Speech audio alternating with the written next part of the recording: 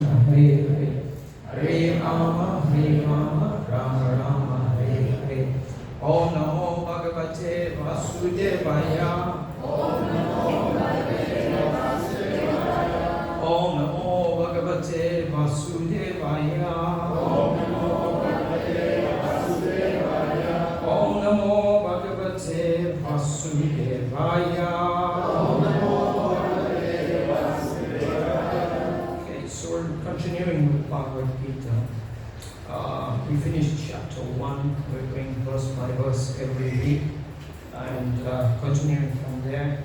So we started chapter 2 last week, the first verse, and then we've gone to the second verse. We'll see how far we go from there in the discussion. Okay. So just to recap a little, from the first chapter, it was called Observing the Armies.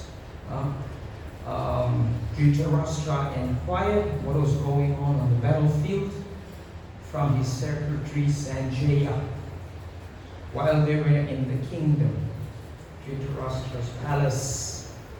Sanjaya was sitting and he was able to transmit the message of Bhagavad Gita while Lord Krishna and Arjuna were on the battlefield. So Prabhupada said it was like by the mercy of Vyasadeva, but it was like a television in the heart.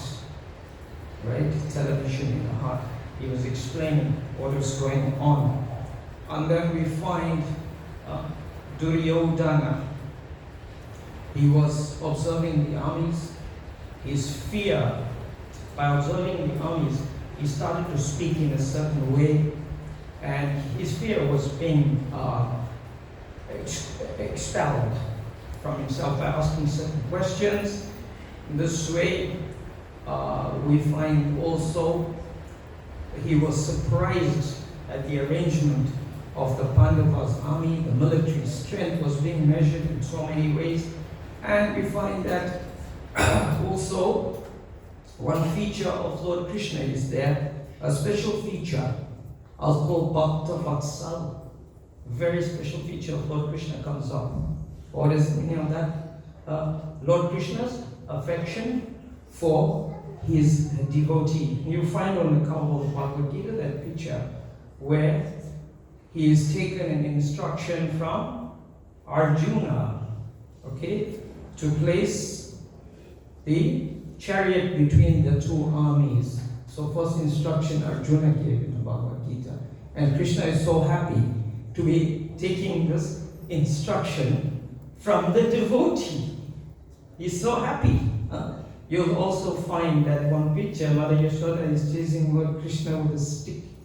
He's very happy. He gets so much pleasure. Nobody can understand the Supreme Person in that way, as Prabhupada is explaining to us. This is a special feature, it's called Bhakta Vatsal. Usually everybody knows, like, our Father who art in heaven, hallowed be thy name. That kind of understanding is there. Or if we go deeper and deeper, Prabhupada is taking us like that. So, we find all this. Arjuna seeing all the different grades of family, relatives, fathers, grandfathers, sons, nephews, uncles, everybody on the battlefield. And what happens? He becomes depressed, right? He becomes depressed and he's trying to connect with Krishna by this depression. He wants to connect to Krishna by this depression. Everyone's depressed, they want some relief from their depression. So to connect to Krishna, okay? So we went into chapter 2. So Krishna is going to explain the contents of the Gita summarized. Chapter 2 is entitled Contents of the Gita Summarized. Everything summarized. Check it. Second chapter. It goes right up to the 18th chapter. But Prabhupada says Bhagavad Gita is ended in the 17th chapter. And again, recollected in the 18th chapter. So, contents of the Gita summarized here. I read text 1 last week where Sanjaya was speaking about Arjuna's mood and condition. So I'll just read English and then we'll do the second text, which is a very important text. Sanjay said, seeing Arjuna full of compassion, he was feeling compassionate that all these people are going to be killed on the battlefield. And what will happen? He will get the sinful reaction. He told Krishna, I will get the sin. You telling me to fight.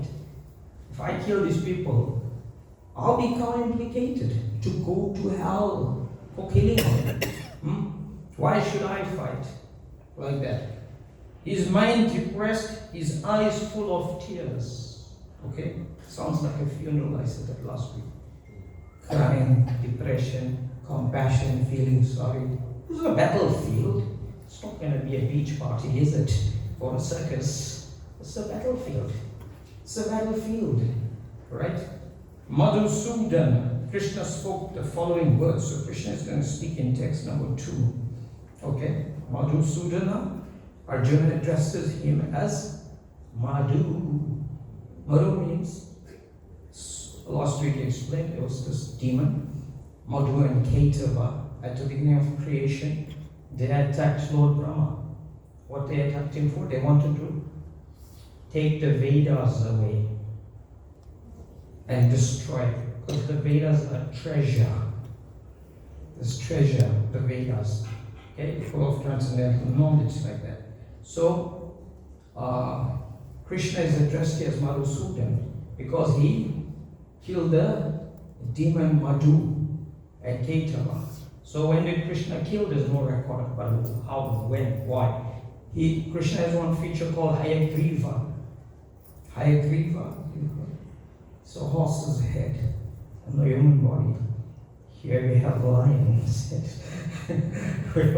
That's one feature of Krishna like that. Hayagriva.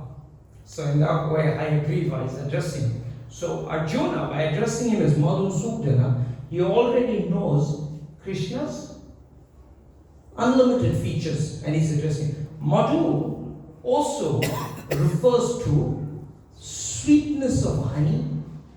Honey is very sweet, like that.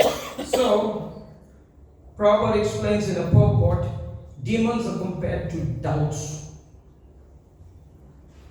And Krishna comes to destroy all these doubts, all these demoniac doubts that we may have. So, in this way, it's addressed here as Madhusudan. But what is the sweetness got to know about it? There's the sweetness of being ignorant or a fool.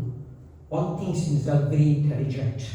When one is absorbed so much in the gross bodily concept of life, which now Krishna is going to explain the difference between matter and spirit, or the body and soul and consciousness in this part of the Bhagavad Gita. Okay? After all the crying is going on and we said it sounds like a funeral, we need to understand what happened at that point. There's a difference between the body and the soul, or matter and spirit, or consciousness. So this is going to be explained here. So Krishna is going to destroy also that sweetness of being in ignorance sometimes. See? Bliss is ignorance. What is the same like that? Like that. So text number 2, I'm going to read from there. We'll do that text and let's see. It's a very nice book. Text 2. Shri Bhagavanu Vacha Kutasva Kasmalam Idam Vishame Samupastitam Anarya Justam Asvargyam Akirti Karam Arjuna. So, Krishna is speaking. What he says, now, Prabhupada explains, when Vedavyas is recording together with Ganeshji, you see Ganeshji records Buddhist tusk at one point, you see one picture of his tusk, but he's recording everything together with Vedavyas. And I explained last week, Veda is the book, the great knowledge, and Vyas means the division of the knowledge, Veda. So it's divided like that. Okay? And the recorder is there. Ganesh is the white marble Murti. Okay? removal of the obstacles, because giving you a prescription, you go to the pharmacy, the doctor gives you a script, get better. So if you take the knowledge, Okay. So here, Srila Prabhupada explains on this verse why when recording here, he says Sri Bhagavan Vacha. Didn't say Sri Krishna Vacha. Krishna is speaking. Says Sri Bhagavan Vacha. Didn't say Sri Krishna. Previously it says Arjuna Vacha. Like that. Or Sanjaya Vacha. But here says Sri Bhagavan Vacha. He made it clear who Krishna is. Bhagavan. Van means he's possessing Bhaga. What is Bhaga? Bhaga means there's no limit to Sadashvarya Purnam, all his opulences. What is that? There's no limit to his beauty. That's one. There's no limit to his beauty. There's no limit to his strength. In the material world, we don't get more beautiful, we get older. And we try with all the, to buy a lotion and all that thing, right? I was walking in Pavilion. I was telling my friends, saw this shop. It's like, it reminded me of like a panel beating shop where you take the old cars and it's called a body shop. So look at this, what is this body shop? Prabhupada speaks about the bodily concept of life. One has to get out. This is the impediment. Body shop. I don't know if it's still there as long ago. And I got people, what is body shop? They all walk. Then I see they've got this type of cream and lotion and all those things for the body to make it look, restore it. Like I restore antique cars. Like that. But Krishna Sadashwarya put now. There's no limit. Bhagavan, Vanu, he possesses all the bhagas, all the opulences to no limit. He cannot calculate his beauty. He's so beautiful like that. On my WhatsApp, my profile, which I got a baby Krishna there. So one person, she saw this lady, this European lady, she phoned for something. She says, who's that sweet little child? He's so beautiful on your profile picture. There were many people that asked me, who's that baby? He's so cute like that, so attractive. Where Krishna is all attractive. Krishna means, Prabhupada explains, it's all attractive. Why do we have names? Krishna's name means all attractive. Why do we have names? Can you imagine if we didn't have names and I wanted to attract Prabhu there in the corner? Hey, here, with the silk dhoti. Oh, the red dress, or the white kurta. So we have this, so we know we talk like that. Yeah. So there's no limit to his beauty, Bhagavan. There's no limit to his strength. You cannot figure out how strong Krishna is like that. There's no limit to his strength, there's no limit to his renunciation. He can give everything up, yet everything belongs to him. Like that. There's no limit to his knowledge. He's a speaker of Bhagavad Gita. And by his flute, all the Vedas come out and enter Lord Brahma's ears, and from Lord Brahma's mouth, all the Vedas start coming out like that.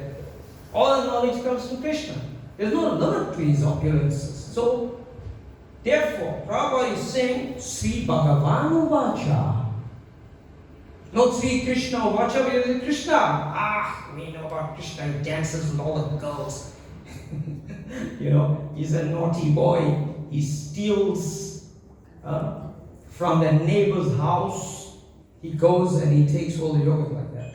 So, very important point in this verse, Prabhupada says, Sri Bhagavan Vacha. So we are going to now recite the word for word translation. You repeat after me. Sri Bhagavan Vacha. The Supreme Personality of Godhead said, I can only hear from that side. Somebody's coming. The mic is off this side. Say after me. Kuta. This side. Where from? Not kuta, the dog. You know, in Hindi you say kuta. Actually, in Sanskrit, the word for dog is S-V-A. Sva. In Srimad Bhagavatam, that word is there. Dog. Hogs, dogs, camels, and asses. Swavitva ostra kare. There's one verse. Yeah, hogs, dogs, camels. We'll discuss that when we come to that, right? Okay. Twa. Still louder, that's it. Unto you. Picking up the side. Kasmalam. Dirtiness. Idam. This lamentation. Vishame. In this hour of crisis. Samopastitam. Arrived. Anarya. Persons who do not know the value of life. Justam. Practiced by. Asvargyam. Which does not lead to higher planets. Akirti. Infamy. Karam. The cause. Arjuna. Oh Arjuna. Okay, so we'll do the translation. Few words at a time after me. Right? The Supreme Personality of Godhead said, My dear Arjuna, how have these impurities come upon you? They are not at all befitting. A man who knows the value of life, they do not lead to higher planets, but to infamy. Okay, so I'll read the purport now. Okay, so this purport, there's two verses here. Well, three, one from Brahma Samhita to from Srimad Bhagavatam. Okay, these three verses in this purport are very important. They are known as Paribhasa Sutra. Paribhasa Sutra.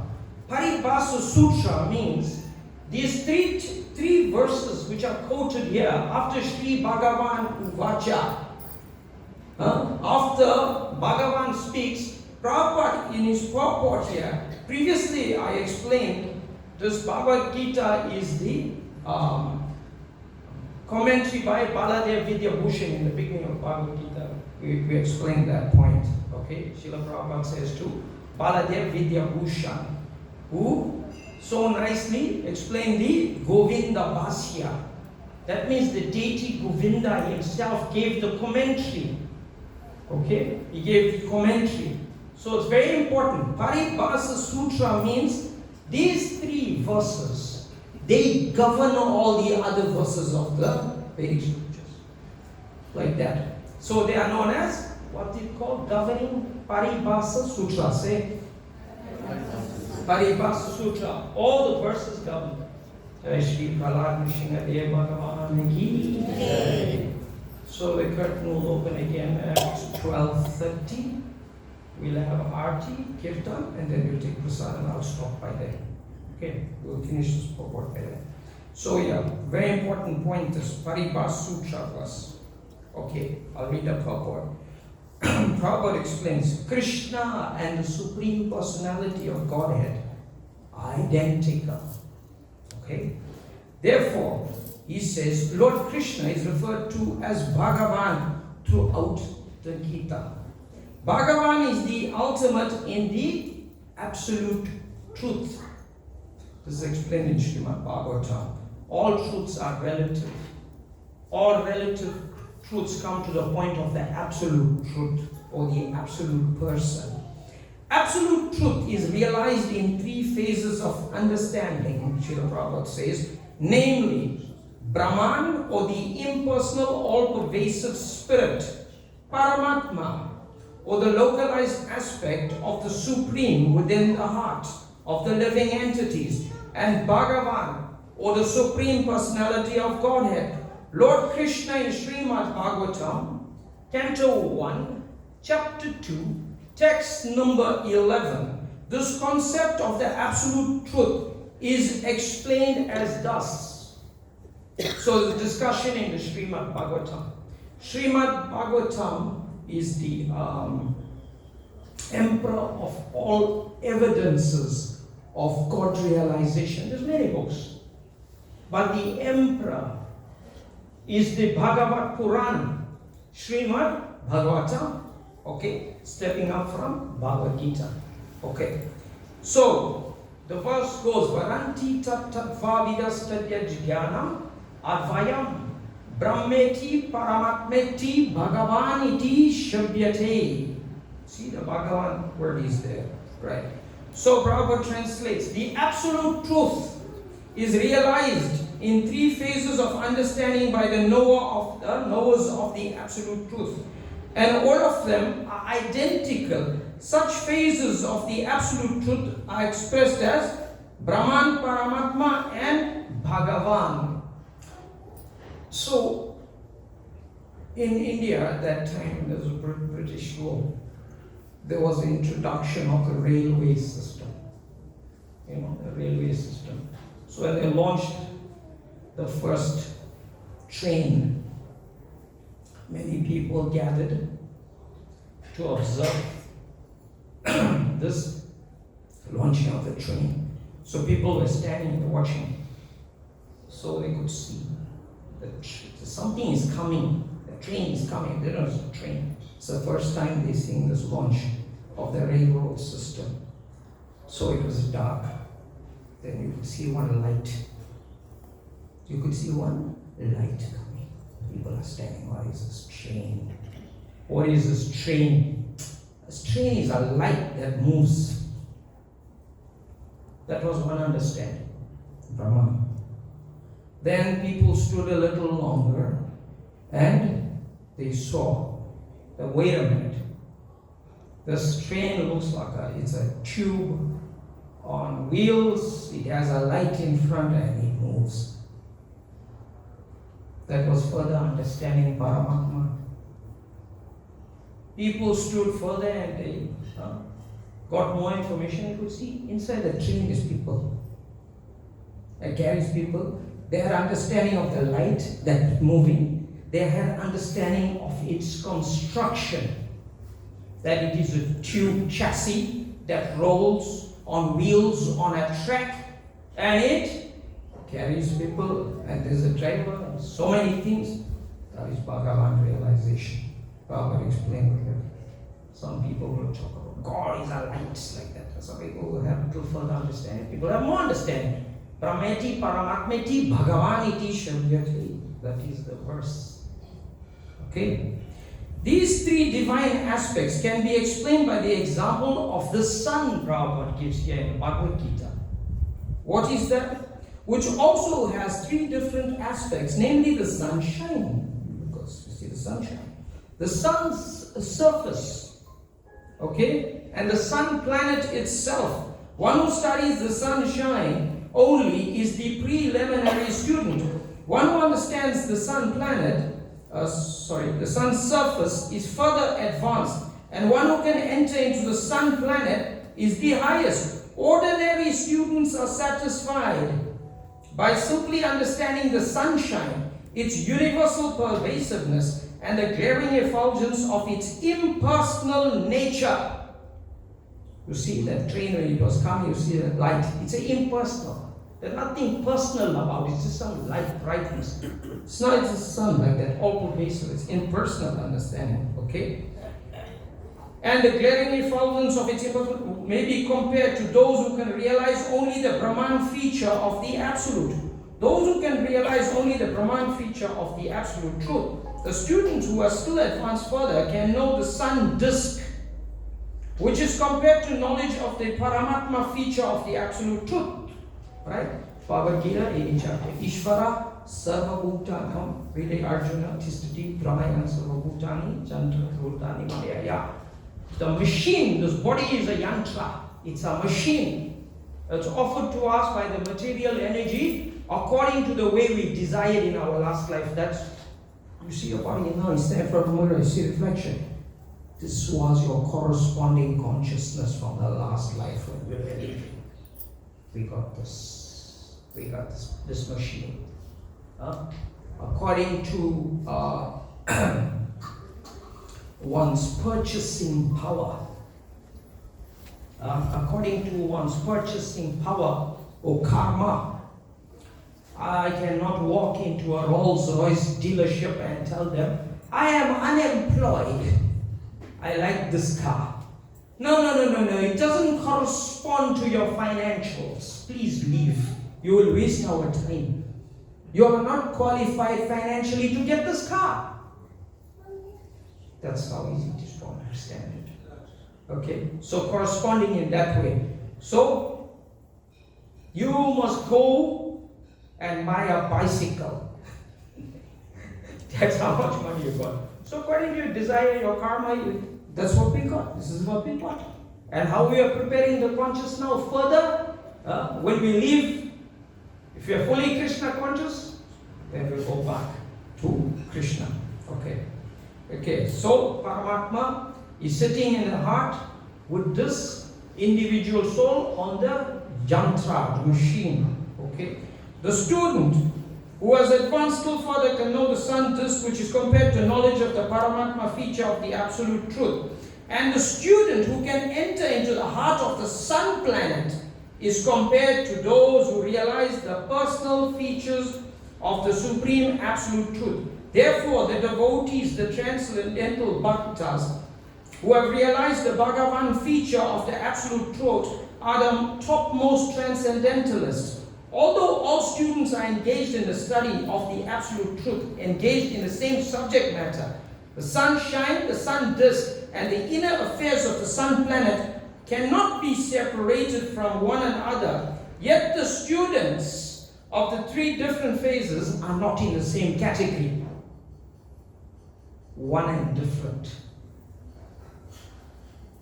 Okay? Everyone is going to the same school, but do you think everyone is of the same level of intelligence in the class or in the school or in the standard? No. Okay? This Prabhupada explains. The Sanskrit word Bhagavan is explained by the great authority Parasara Muni, the father of Vyasadeva, the supreme who possesses, as I've explained just now. No one is more rich than Krishna. Krishna owns everything. Okay? All beauty, all strength, all fame, all knowledge, all the renunciation is called Bhagavan, one who possesses. There are many persons who are very rich, very powerful, very beautiful, very famous, very learned, very much detached, but no one can claim that he possesses all riches, all strength, etc. Prabhupada says entirely. No. Okay? But no one can claim he possesses entirely. Only Krishna can claim this because he's the Supreme Personality of Godhead. No living entity, including Brahma or even Lord Shiva, or even Lord Narayana himself, can possess opulences as fully as Krishna. There are four features of Krishna that Lord Narayana doesn't display. He doesn't. That's described anyway when we get there. One is his flute playing. Okay, like that. When we get to that point, we'll discuss that. Therefore, it is concluded in the Brahma Samhita by Lord Brahma himself that Lord Krishna is the Supreme Personality of Godhead. No one is equal to or above him. He is the primeval Lord Bhagavan known as Govinda. And he is the Sarvakarana Karanam. He is the cause of all causes. So Srila Prabhupada here in the purport, Brahma Samhita, chapter 5, text 1. How many of you have seen this little book, Brahma Samhita? It's a black cover. Lord Krishna playing the flute, Lord Brahma is on the lotus, and that sound was going to his ears. You saw it? Brahma Samhita. It's a small book by Srila Bhakti Siddhanta. That book has 100 chapters. Of that 100 chapters, chapter 5 is the Paribhas Sutra. I explained this now. What is Paribhas Sutra? The governing chapter. When Lord Chaitanya was on the planet, you know what Chaitanya is? Radha Krishna combined. Sri Krishna Chaitanya, Radha Krishna Nahiranya. Lord Chaitanya, he went to the Adi Keshava temple in South India. And there was the Brahma Samhita. It is the song of Lord Brahma. And he recorded this chapter 5 of Brahma Samhita. That's how we got that book. Right? Srila Prabhupada's spiritual master, Srila Bhaktisiddhanta Saraswati.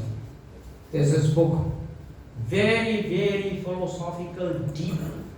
You need the dictionary when you read that book. It is stated that at that time there was British rule in India. And of course they could not understand the Sanskrit and so many things like that. You know, and therefore they couldn't understand the Vedic process. And therefore so many people concluded, oh, they idol worshippers, they do all sorts of funny things which is not in relation to God. They couldn't understand.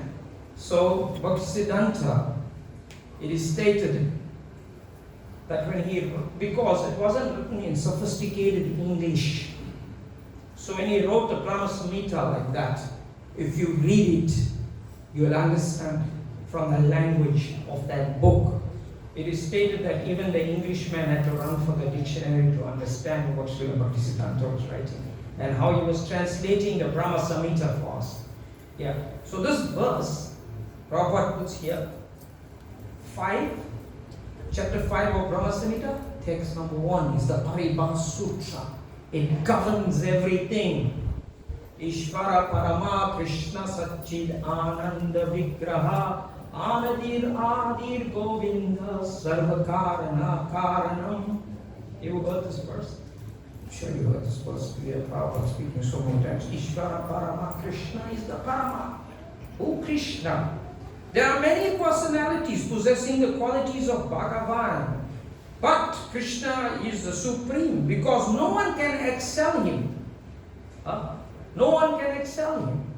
People speak about Krishna in so many ways that may not be favorable. He danced with so many. Why he's dancing? Okay, he's dancing with who? He's dancing so many girls by himself. 16,108. I mean, come on. He cannot be an ordinary fellow. You know, trying to buy a girl something for Valentine's Day. 16 was that period, was Mother's Day. That was on she had a Parents' Day, Mother's Day. So I was trying to gather from the audience information if Mother's Day was superior to Valentine's Day. What do you think it was more intense, emotional? Today it's Father's Day. So what do you think? Like Mother's Day, Father's Day, Valentine's Day. Which one you think? Which one you think? Or are they equally interconnected? What was it? Someone said something? Say Valentine and become a mother one day. Okay. Valentine's. Yeah. Valentine's, yeah. Good. So here, no one can excel him. He is the supreme person. His body is eternal, full of knowledge and bliss. He is the primeval Lord Govinda, the cause of all causes. Brahma Samhita 5.1. Prabhupada goes further. There's another verse that is Paribhasa Sutra, very important verse from the Srimad Bhagavatam. Prabhupada quoted here after Sri Bhagavan Uvacha in Bhagavad Gita. There's 3 texts here. In the Bhagavatam, there is also a list of many incarnations of the Supreme Personality of Godhead. Ram Nrsimha, Varaha, Vamana, like that. Ramadi Murti Shukalani Amaina Tistanana Avatara Karo Bhuvaneshu Kintu Krishna Swayam Sambhavat Purumapumanyo Govinda Madi Purisham Tamaham Bhajami. So this is a verse in the Brahma Samhita. I told you. Was recorded by Lord Chaitanya from the Adi Keshava temple. translated and given to us by Srila Bhaktisiddhanta. It's a small book. If you get that book, you must read that book. You read it and just keep reading it and sing the prayers from there. Prabhupada, I like that the devotees sing the Govindam Adipurusham prayers from the Brahma Samhita, like that. Okay? So, there's a list of incarnations. Ram, Nrsimha, Varaha, Vamana, Ayagriva, so many incarnations are there. They are compared to the waves of the ocean, you cannot count. So many avatars are there. So the verse goes, and Prabhupada says, but Krishna is described as the original personality of Godhead, from whom many, many incarnations and personalities of Godhead expand. He is the Adipurush. Everything is coming from him. He is the absolute truth. All relative truths expand from the absolute truth. That's a big discussion in the Srimad Bhagavatam. Who's the absolute truth? Where everything, Janmadi Yasya, Janma, but what is the source of everything? Where everything comes from? Where everything is coming from? Everybody has to figure out where the time comes from. How the time flies is called past. How the letter stop just now. How everything is being controlled like that. So, it is described in this verse, Ete cha umsa kala pumsa Krishna. Two means but. If you say something, you say but. That means you want to further point clarify. Krishna. Tu Bhagavan Swayam Bhagavan. Because when you read the Srimad Bhagavatam, Vedavyas starts giving the lists of all the incarnations, all the avatars. And within the list, Krishna is there. Now you may say, but Krishna is listed as avatar. Krishna, actually, if you go deeper, Krishna is, avatar means one who descends. Krishna is actually known as avatari. He's not avatar, he's avatari. He's the source of all the avatars. But when we speak like that, to descend, we use the word avatar. You know, there's our film, Avatar. You saw that film, yes. Avatar. Yeah, Avatar. I mean, one who descends. So the Lord descends to the material world, but the living entity falls from the spiritual world. We don't descend, we fall down. We fall into birth, death, disease, old age, like that. So, the list of incarnations are there, but the word is but. Just like Srila Prabhupada. He is the founder and the Acharya. You'll see this, founder Acharya for the International Society for Krishna Consciousness. At one time, he had to fill in as a GBC member for a certain zone.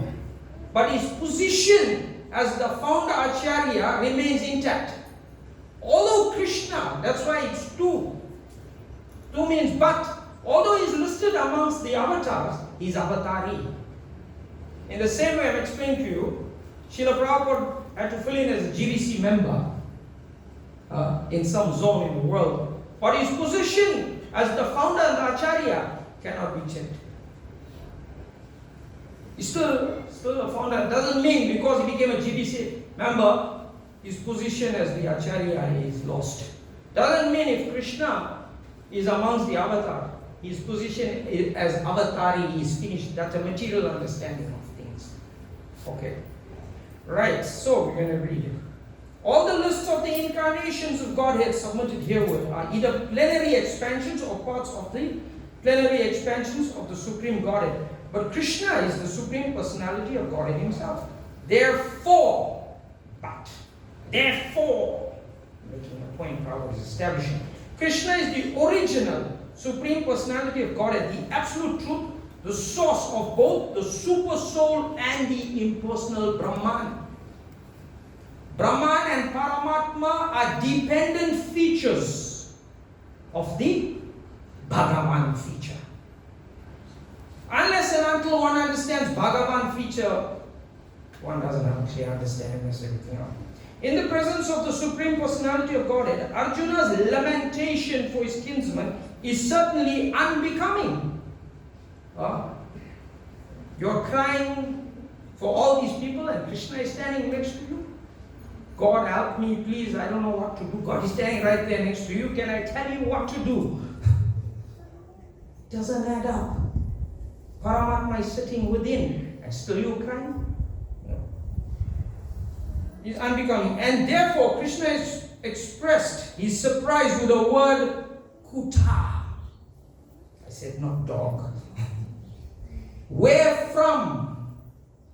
Such impurities are never expected from a person belonging to a civilized class of men known as Aryans. Civilized. You know, you get civil engineering, you get civilized engineering. Civilized. We need to engineer civilized engineering.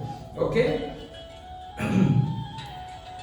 Belonging to the civilized class of men known as the Aryans. The word Aryan is applicable to persons who know the value of life and have civilization based on spiritual realization. Persons who are led by material conception of life do not know that the aim of life is realization of the absolute truth, Vishnu or Bhagavan, and they are captivated by the external features of the material world, and therefore they do not know what liberation is. Persons who have no knowledge of liberation from material bondage are called non-Aryans. So, Krishna is saying to Arjuna, how you come to such a point of misunderstanding? You're misunderstanding everything, therefore you are in this depressed state of mode. You shouldn't be like that. You're an Aryan, you should know. Although Arjuna was a Kshatriya, he was deviating from his prescribed duties by declining to fight. He's finding excuses not to do his duty. This is an act, Prabhupada says, this is an act of cowardice. So when we are not acting in Krishna consciousness, we become cowards. That's what we're meant to do. And we deceive ourselves. Such deviation from duty does not help one in the progress of spiritual life, nor does it give one the opportunity to become famous in the world. Lord Krishna did not approve the so-called compassion of Arjuna for his kinsman. Quickly, we're going to have a arti. I'm going to read another verse for you.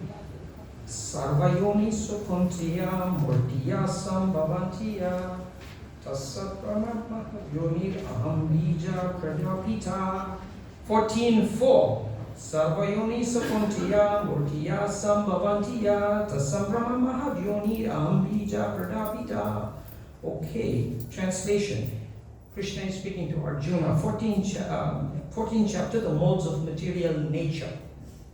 That's the chapter title.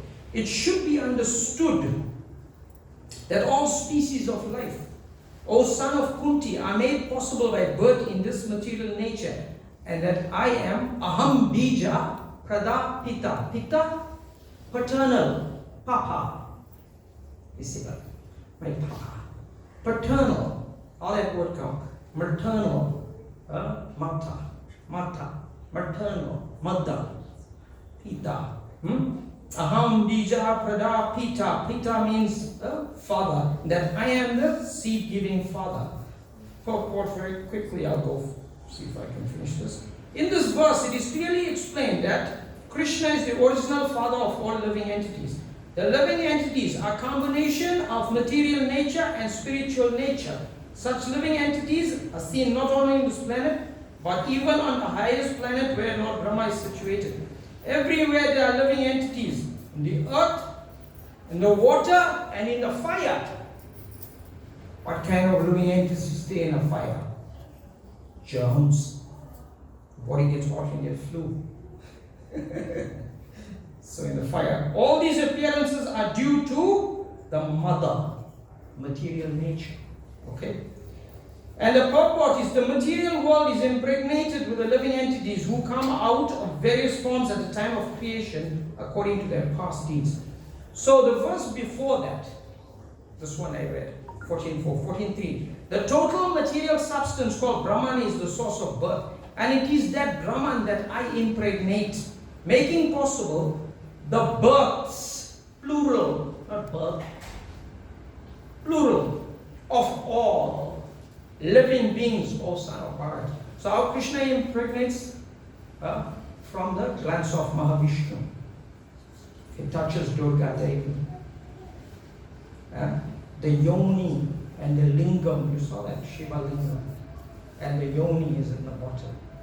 The womb of material nature is being impregnated by the male and female organ. This is explained in the Brahma Samhita, prototype creation of sex life. It's explained there very nicely. That Shiva lingam is this glance of Mahavishnu. Takes a personality form known as, Lord Shiva. Comes Lord Shiva, that glance. And he places his glance, touches Durga, like that's all that Krishna doesn't touch Maya directly. Doesn't by his glance. Small details you can read in Brahma Samhita.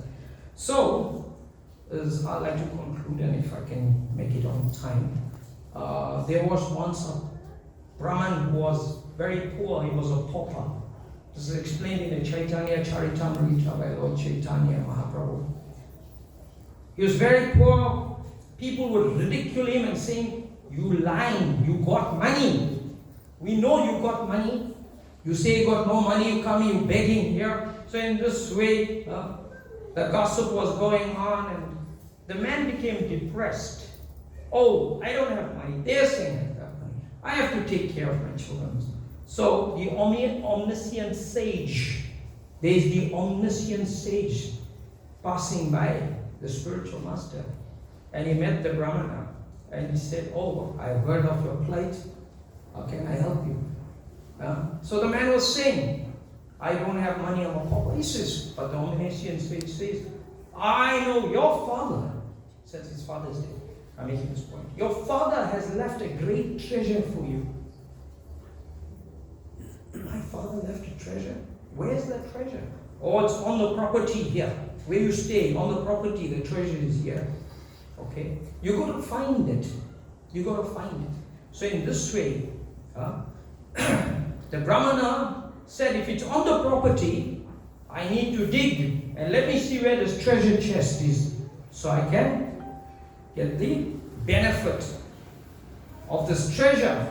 So in this way, the Brahmana, he started to dig in the northern direction of the property. And the sage said, no. Don't dig there. There's a big black snake. It will swallow you up. So that is compared to losing one's identity, spiritual suicide, where people say they merge and they lose their identity. We have people speaking like this. The black snake of impersonalism. Do not go to the north. Then you can go to the south. In the south, there's the yaksha. You know what's a yaksha? A yaksha is a ghost. And the ghost can play tricks with you, and you can lose your identity. So, the ghost-like feature of practicing mystic yoga. People try to get into this mystic yoga, and they get bewildered. They get some yogic powers. They think, "Oh, I become God. I can do tricks. I can do myths." In this way, does one get the treasure? No. One can get lost into the impersonalism, spiritual suicide. One can get bewildered by losing one's identity, by mystic power, being sidetracked, not getting the treasure that the father left. So, go to the western side. In the western side, there's a hornet. It's a wasp. You get this hornet wasp. Do not go to the western side. Why? Because one will be repeatedly stung by karma kanda activity. You know what's karma kanda activities? Fruitive. I do puja, I paid a pandit, I get some sort of relief. I think I'm going to get it together. But material life goes on, and in this way, one is bombarded, repeatedly stung by the wasp or the hornet of fruitive activities. So the Brahman stopped. You make a fool of me. You say impersonalism, voidism, the ghost, the yaksha, I'm going to become stunned. Where must dig in the eastern side? The sun rises on the east. We are able to see. So in this way, in the eastern side is the rising of Sri Chaitanya Mahaprabhu. Srila Prabhupada is the spiritual master. Krishna is the Supreme Father. Aham BG.2.2. The treasure that Krishna is giving us, the omniscient sage, has come to show us in this direction, and we'll get the. We want to be rich. Krishna is the richest. Your father is so rich. What are you doing in the material world? Begging. What you doing in the material world? Begging. We become beggars. We become paupers. So, in this way, we have to understand what Srila Prabhupada has come to give us. The treasure of Krishna consciousness. We're not absorbed in impersonalism, voidism, distracted by mysticism, and repeatedly stung by fruitive activities. We have to come to our original position. That is our position. Otherwise, in the material world, begging, I said, Arjuna wants to become a beggar. I was telling my friend yesterday, like where I work in town, and I park my car. All the beggars, I said this before, they just know my car, They know me, so, If I tell a fellow, I got no money, he'll tell me, I know you got money in your ashtray, you don't smoke. You see, that is funny. He knows I got money in the ashtray. It's like the beggar is so smart. The one fellow was saying last time, he just begs around, and one day I was telling him, are you worrying all these people for money and work fast? No, he's telling me, don't you know what date it is today? I was surprised. This fellow is lying on the street. It's the 30th. They got paid. It's month end. I never thought. Okay, we'll stop. Srila Prabhupada ki. Thank you very much. Hare Krishna.